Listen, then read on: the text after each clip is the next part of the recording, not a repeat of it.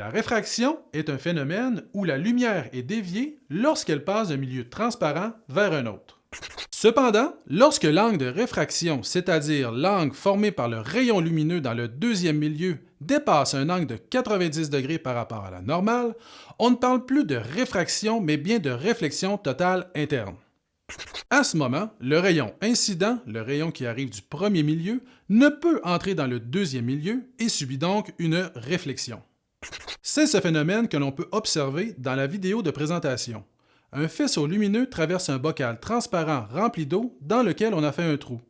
Le faisceau lumineux se trouve prisonnier à l'intérieur du filet d'eau et suit la courbure de celui-ci. Cette expérience démontre l'utilité de la réflexion totale interne, notamment dans la fibre optique. Suivant le même principe, le centre de la fibre optique a un indice de réfraction légèrement supérieur à la gaine. Lorsqu'on envoie un rayon lumineux avec un angle adéquat, il subit de multiples réflexions totales internes à l'intérieur de la fibre optique. La lumière permet donc de transmettre de l'information rapidement entre deux objets technologiques. Avec la loi de Snell-Descartes, il est possible de déterminer quand il y aura une réflexion totale interne en déterminant la valeur de l'angle critique. Cet angle est la valeur de l'angle incident lorsque l'angle de réfraction est de 90 degrés. Pour qu'il y ait réflexion totale interne, on doit retrouver les deux contraintes suivantes. La première, l'indice de réfraction du milieu incident doit être supérieur à celui du milieu réfracté. La deuxième, l'angle d'incidence doit être supérieur à l'angle critique. Voici un exemple pour démontrer l'angle critique. À partir de quelle mesure d'angle incident y aura-t-il une réflexion totale interne entre le pyrex et l'eau?